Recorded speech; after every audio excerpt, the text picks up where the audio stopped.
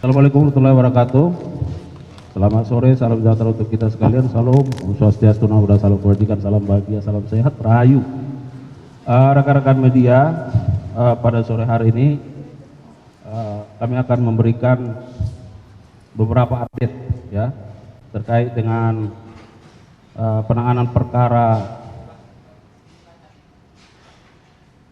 dugaan tindak pidana korupsi pada tata niaga komoditas timah tahun 2015 sampai tahun 2022. Yang pertama, bahwa kami sampaikan hari ini jaksa penyidik pada jajaran Jampitsus memanggil 3 orang sebagai saksi, ya, yaitu saudara AS, saudara ASQ dan SPT, sehingga jumlah saksi yang sudah diperiksa sebanyak 195 orang.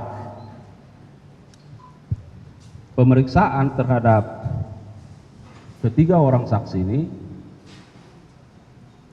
oleh penyidik menemukan bukti permulaan yang cukup terkait soal keterlibatan saudara SPT dalam perkara ini, sehingga setelah dilakukan gelar perkara, maka penyidik berketetapan menetapkan SPT sebagai tersangka, sehingga sampai saat ini dalam perkara timah sudah ada 23 tersangka, termasuk obstruction of justice yang sudah disidangkan di Pangkal Pinang. Setelah ditetapkan sebagai tersangka, maka saudara SPT diperiksa sebagai tersangka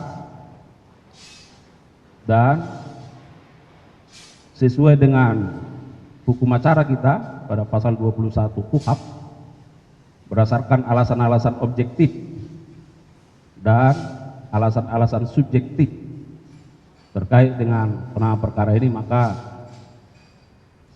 saudara atau tersangka SPT dilakukan penahanan untuk 20 hari ke depan di Rutan Salemba Cabang Kejaksaan Agung.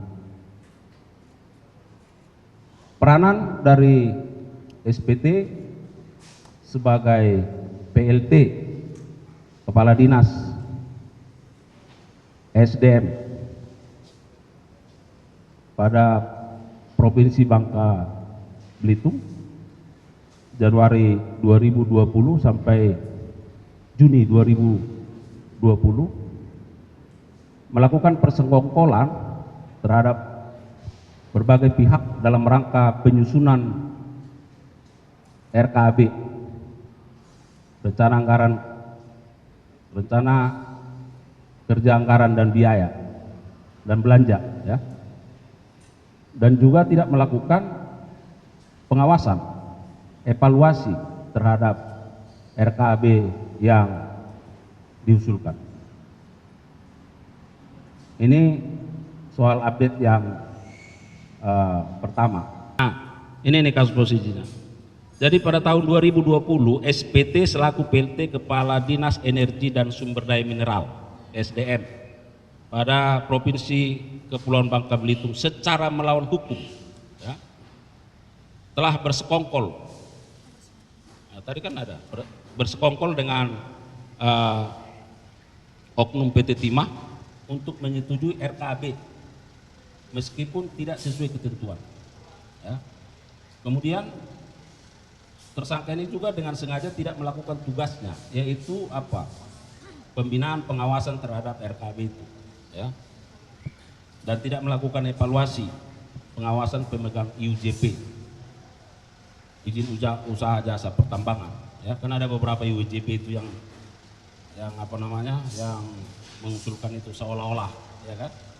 Nah, seharusnya PLT sebagai kepala dinas seharusnya melakukan evaluasi atau tidak menyetujui itu. tapi dia melakukannya.